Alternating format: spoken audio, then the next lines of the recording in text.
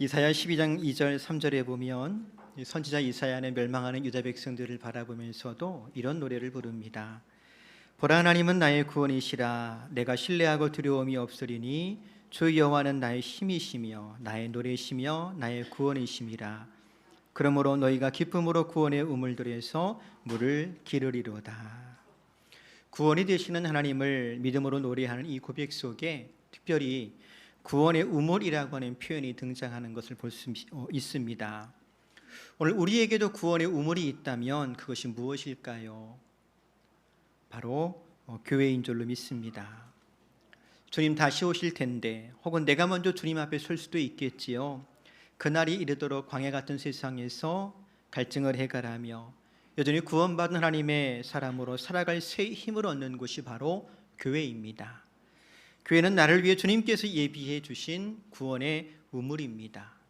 그래서 우리는 교회를 사랑합니다. 물론 교회가 완전하고 완벽한 전혀 흠이 없는 공동체란 뜻은 아닙니다. 그런 교회는 지구상 어디에도 없을 겁니다. 우리가 신약성경을 통해서 만나는 초대교회들도 역시 마찬가지였고요. 오늘 저와 여러분이 함께 읽은 본문에 등장하는 데살로니가 교회도 역시 마찬가지였습니다. 문제도 있었고 때론 어리석은 일들도 있었습니다. 때론 무직 가운데 있을 때도 있었더라 합니다. 그래서 사도 바울은 이 데살로니가 교회에 편지하지 않으면 안 되었던 것입니다. 이 데살로니가는 우리가 잘 알고 있는 것처럼 사도 바울이 2차 전도 여행 중에 들린 곳입니다. 그리고 어렵게 복음을 전하여서 교회를 개척하게 되었는데요. 사실 이 사도 바울의 2차 전도 여행은 시작부터 좀 삐그덕대는 출발이었다라고 할 수가 있을 겁니다. 왜냐하면 마가 요한을 데려갈 것이냐 말 것이냐라고 하는 문제를 가지고 사도 바울과 바나바가 서로 다투고 헤어지고 말았습니다. 바울과 바나바 혹은 바나바와 바울, 이 두 사람은 마치 바늘과 실 같은 존재들이었습니다. 이방인에게 복음을 전하기 위하여 성령께서 따로 세운 두 사람이었음에도 불구하고 이런 그들이 서로 심하게 다투고 헤어진 겁니다. 또 한 가지, 바울은 아시아에서 복음을 전하고 싶었습니다. 지금의 투르키예 지역입니다. 근데 성령께서 막으셔요. 그러던 중에 환상 중에 마게도니아 사람이 건너와서 우리를 도우라라고 하는 것을 보게 되어지고 주의 뜻이 유럽에 있는 줄 알고 이제 마게도니아 지역으로 건너가서 복음을 전하게 되어지는데 시작이 삐그덕거리더니 과정도 평탄하지 않습니다. 우리가 잘 아는 것처럼 마게도니아 첫 번째 도시였던 빌립보에서 복음 전하다가 재판도 없이 늘씬 두들겨 맞고서는 옥에 갇히고 말았더랍니다. 또 데살로니가에서도 역시 마찬가지입니다. 유대인의 회당에 들어가서 복음을 전하다가 유대인들의 미움을 받아가지고요 위협을 당하는데 이 유대인들이 얼마나 드셌든지 소동을 일으키는 바람에 그만 생명의 위협을 느껴서 바울의 일행은 서둘러 데살로니가를 떠날 수밖에 없었더랍니다. 사도행전 17장 5절에 보면 당시 상황을 이렇게 기록해요. 이것을 시기한 유대인들은 장터에서 깡패들을 동원하여 떼를 지어다니면서 그 도시를 술안케 하고 바울과 실라를 사람들 앞에 끌어내려고 야손의 집을 덮쳤다. 유대인들이 누구를 동원했더라고요? 깡패까지 동원했더래요. 혹 복음을 전하다가 혹 교회를 섬기다가 깡패를 상대한 적 있나요? 어쩌면 그보다 더한 일을 경험한 분도 있을지 모르겠어요. 그래서 생각해 봅니다. 이해하고 들으세요. 교회가 뭐라고 교회를 위해서 매를 맞고 감옥에 갇히고 또 이렇게 깡패들에게 쫓기기까지 했을까요? 그래서 여러분께 좀 묻고 싶습니다. 여러분에게 교회는 무엇입니까? 여러분은 교회를 무엇이라고 생각하며 여러분에게 교회는 얼마나 소중한 것이고 또 여러분은 교회를 위해서 무엇을 희생했으며 앞으로 또 어떻게 교회를 위해서 헌신하고자 합니까? 사실 사도 바울은 데살로니가 교회에 편지하면서 바로 이런 이야기를 하고 있는 거예요. 과연 바울에게 있어서 그리고 오늘날 우리에게 교회는 무엇일까요? 먼저 함께 읽은 본문의 1절 말씀 보면 이렇게 인사하지요. 바울과 실로아노와 디모데는 하나님 아버지와 주 예수 그리스도 안에 있는 데살로니가인의 교회에 편지하노니 은혜와 평강이 너에게 있을지어다. 앞에서 말한 것처럼 바울이 데살로니가 교회에 편지합니다. 근데 편지를 시작하면서 첫 번째 인사에 뭐라고 적느냐? 바울과 실로아노와 디모데는 이라고 기록합니다. 여기 디모데는 사도 바울이 2차 전도 여행 때부터 함께했던 믿음의 아들 되었던 사람이고요. 또 실로아노는 좀 낯선 이름이긴 합니다만 이 바울이 빌립보에서 복음을 전하다가 옥에 갇힐 때 함께 갇혔던 실라라는 인물이 바로 실로아노입니다. 그래서 영어 성경에는 그냥 실라라고 번역한 걸 볼 수가 있어요. 근데 중요한 것은 바울이 쓴 편지라고 하지만 바울 한 사람의 인사가 아니고 바울과 함께 동역하는 사람들, 즉 우리가 함께 인사하고 있습니다. 사실 여기 실로아노와 디모데의 이름을 뺀다 한들 문법적으로 또 정황적으로 전혀 이상하지 않을 것 같습니다. 그런데도 바울이 굳이 편지하면서 실로아노와 디모데의 이름을 함께 기록한 이유가 무엇일까요? 다른 것 아닙니다. 그것이 바로 교회이기 때문에 그렇습니다. 교회는 그저 어떤 한 사람의 수고와 섬김과 충성으로 세워지는 것이 아닙니다. 물론 우리가 보통 이야기할 때 데살로니가 교회는 사도 바울이 2차 전도 여행 때 개척한 교회야 라고 말합니다만 바울 혼자 여행한 것이 아니지요. 바울 혼자 수고하여 개척한 교회가 아닙니다. 바울 혼자 매를 맞거나 옥에 갇힌 것이 아니었습니다. 바울 혼자 쫓김을 당한 것도 아니었습니다. 늘 함께하는 사람들이 있었습니다. 그게 바로 교회입니다. 생각해 보세요. 여기 바울과 실로아노와 디모데라고 하고 적었는데요. 바울이라고 하는 이름 대신에 담임 목사인 제 이름을 넣는다면 그 다음 실로아노와 디모데 이름 대신에 누구의 이름을 넣으면 좋을까요? 많겠지요. 우리 부목사님, 전사님 이름 넣어도 될 거고 우리 장로님들, 권사님들, 속자님들, 교사들 이름 넣어도 좋을 겁니다. 종종 담임 목사기 때문에 책임의 무게를 느낄 때도 있고 또 고민될 때도 있습니다만 바울이 교회를 섬김에 있어서 혼자가 아니었던 것처럼 저 또한 혼자가 아니고 짐을 나누어 줄 수 있는 분들이 있다는 것이 얼마나 감사한지요. 그러니 설령 저도 혹 주의 일을 하다가 욕을 먹더라도 같이 욕 먹을 거고 혹 주의 일을 하다가 매를 맞게 되면 같이 맞을 거고 만에 하나 혹 주의 일을 하다가 감옥 갈 일이 있으면 같이 갈 거고. 야, 3부 땐게도 한 두세 분 아멘 하시는 것 같으네. 1, 2분 없더라고요. 이런 걸 가르쳐 뭐라고 하느냐? 교회의 하나됨이라고 하는 거예요. 같이 해볼까요? 우리는 하나입니다. 옳습니다. 그리스도 예수 안에서 하나입니다. 그 하나됨을 어떻게 확인할 수 있을까요? 매달 우리가 성찬에 함께 참여하면서 하나됨을 확증하기도 하지만 오늘 읽은 본문 3절에 보니까 이렇게 기록합니다. 같이 읽을까요? 너희의 믿음의 역사와 사랑의 수고와 우리 주 예수 그리스도에 대한 소망의 인내를 우리 하나님 아버지 앞에서 끊임없이 기억함이니. 여기 이 믿음의 역사라고 적고 있지요. 역사는 일인데요. 이 믿음의 역사라고 하는 것은 보통 사람 생각으로는 할 수 없을 것 같은 일을 가리켜요. 예수 믿다 보니까 부모님한테 얘기하면 안 될 일도 만날 때가 있더라고요. 그게 믿음의 역사예요. 사랑의 수고가 뭘까? 수고라고 하는 단어 속에는요, 매질이라는 의미가 있거든요. 그래서 대신 매를 맞는 게 사랑의 수고예요. 예수 그리스도에 대한 소망의 인내라고 하는 거 쉽게 표현하면요, 내 성질대로, 내 기질대로 혹은 내가 충분히 대응할 수 있음에도 불구하고 예수 때문에 그렇게 하지 않고 참는 거, 이게 예수 그리스도에 대한 소망의 인내라고 하는 거예요. 즉 여기 믿음, 사랑, 소망, 우리에게 익숙하고 참 따뜻한 단어들을 사용하고 있긴 합니다만 실상은 무엇을 말하고 있느냐? 고난을 전제로 하는 이야기들이에요. 다시 말하면 데살로니가에 있을 때에 얼마나 힘들고 어려웠던지 그 힘들고 어려웠던 얘기를 이렇게 고상하게 하고 있는 거예요. 하지만 그것 아세요?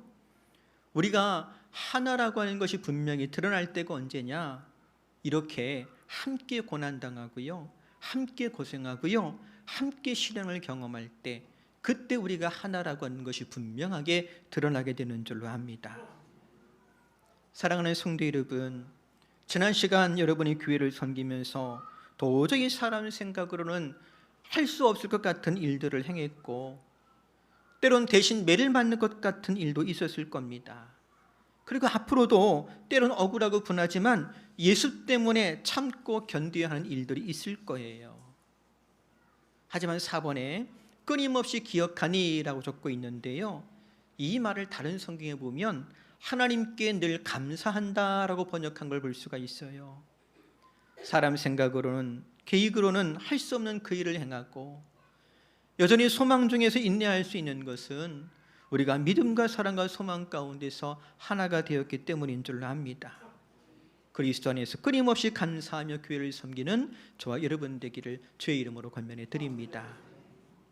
다시 한번 데살로니가전서 1장 1절 같이 한번 읽어볼까요? 바울과 실로아노와 디모데는 하나님 아버지와 주 예수 그리스도 안에 있는 데살로니가인의 교회에 편지하노니 은혜와 평강이 너희에게 있을지어다.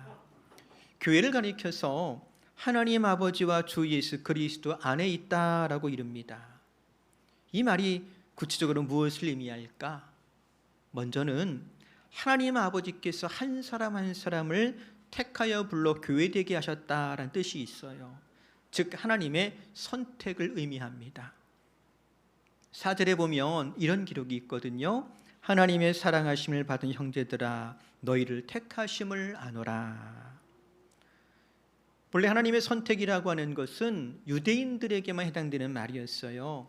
그래서 유대인들은 본인들을 가리켜서 뭐라고 불렀어요? 우린 하나님의 선민이라고, 우린 택함받은 사람이라고. 근데 유대인뿐만 아니라 교회 안에는요, 유대인 아닌 사람도 있잖아요. 그 유대인 아닌 사람들을 가리켜 신약성경은 헬라인이라고 부릅니다. 영어로는 젠틀스라고 그래요. 우리가 지금 흔히 쓰는 말 젠틀맨이 본래는 헬라인들, 유대인 아닌 사람을 가리키는 표현들이에요. 그러니까 저하고 여러분들 사실은 다 뭐예요? 젠틀맨들이에요. 다 젠틀하시지요? 네. 근데 이렇게 유대인 아닌 사람이 교회가 된 것은 우연한 일이 아니라는 거예요. 하나님의 선택의 결과라는 겁니다. 에베소 1장 4절 5절 이렇게 기록합니다.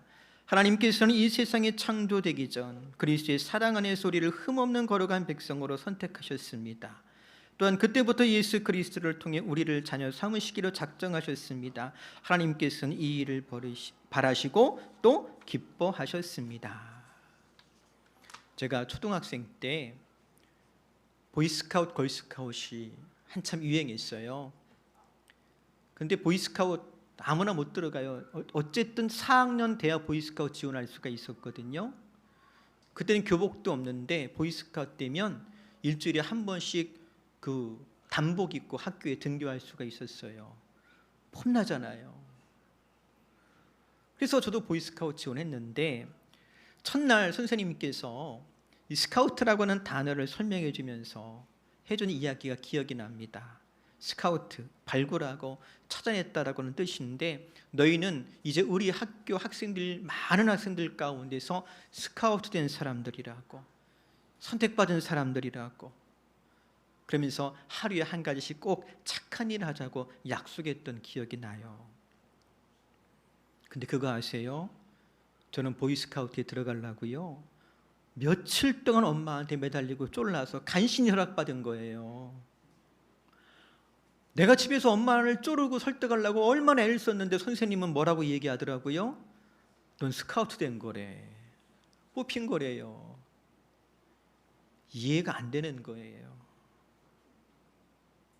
간혹 예수 믿으면서도요, 내가 교회를 선택했고 내가 예수를 선택했으며 내가 예수를 믿어주는 것 같이 생각할 때가, 느낄 때가 있을지도 모르겠어요. 근데 그것 아세요? 그 이전에 하나님의 선택이 있었더랍니다. 하나님은 창세전부터 나를 택해 주셨고 주의 몸된 교회로 인도해 주셨습니다.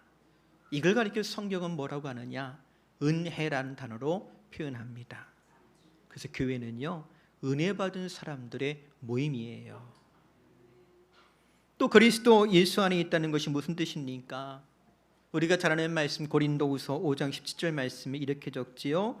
그런즉 누구든지 그리스도 안에 있으면 새로운 피조물이라 이전 것은 지나갔으니 보라 새 것이 되었도다. 우리를 택하신 하나님께서 우리를 그리스도 안에 두셨습니다. 이전과 전혀 다른 새로운 존재로 삼아 주셨습니다. 이것 말고도 그리스도 예수 안에 있다라고 하는 이 단어의, 이 말의 풍성한 의미가 너무나도 많아요.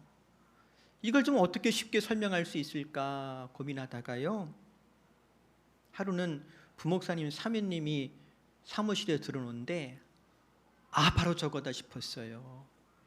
우리 사모님이 다음 달 출산하거든요. 뱃속에 누가 있어요? 아기가 있잖아요. 엄마 뱃속에 아기가 있어요.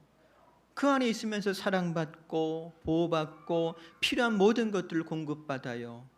그냥 은혜로 그 모든 걸 다 누리는 거예요. 그러면서 뭐만 하면 돼요? 눈이 강조하지만 아빠 닮지 말고 엄마만 닮으면 돼요. 왜냐하면 딸이라니까. 기도해 주세요. 오늘 저와 여러분은 그리스도 예수 안에 있는 사람들입니다. 그리스도 예수 안에서 그리스도 예수의 풍성함을 은혜로 누립니다. 그 은혜 안에서 누구만 닮으면 된다고요? 예수만 닮으면 돼요. 예수만 닮을 때 교회는 하나님의 기쁨이 되는 줄로 믿습니다. 오늘 저와 여러분이 읽은 말씀 6절에 보니까 또 너희는 많은 환난 가운데서 성령의 기쁨으로 말씀을 받아 우리와 주를 본받은 자가 되었다. 누굴 본받았더라고요? 주를 본받았대요. 여기 우리라고 하는 말은 바울과 함께한 동역자들, 목회자들을 가리키는데 목사 닮지 마세요. 누구만 닮으시라고요? 주님만 닮으면 돼요. 생각해 보세요. 데살로니가 교회는요, 핍박받는 교회였고 고난이 많은 교회였습니다. 그렇지만 그리스도 예수 안에 있으면서 말씀을 통해 주를 닮아가는 기쁨을 잊지 않았더랍니다. 환경이 어떠하든지 그들의 중심이 흔들리지 않은 거예요. 이걸 가리켜서 신실함이라고 할 수가 있을 거예요. 사랑하는 성도 여러분, 우리 교회가 날마다 하나님의 기쁨 되기를 바랍니다.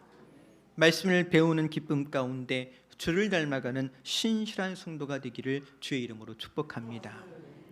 말씀을 정리할게요. 교회가 뭐라고 교회 때문에 울고 웃고 또 교회를 위하여 수고하며 헌신할까요? 교회는 광야 같은 세상에서 살고 있는 우리를 위해 하나님께서 예비하시고 허락하신 구원의 우물입니다. 교회를 통해서 우리는 구원을 이루어가며 하나님 나라를 맛보게 됩니다. 그리고 그리스도 예수를 닮아가는 중에 은혜 안에서 하나됨을 경험합니다.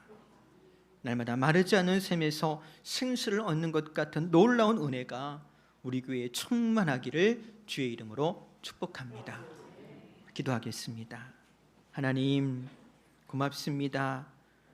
우리 사랑하셔서 창세전부터 택하여 주시고 오늘날 주의 몸된 교회가 되게 하시고 그리스도 예수 안에서 날마다 풍성한 은혜를 누리게 하시니 고맙습니다. 주님만 닮아가기를 원합니다. 하나님께 기쁨 되는 교회가 되기를 원합니다. 예수님의 이름으로 기도합니다.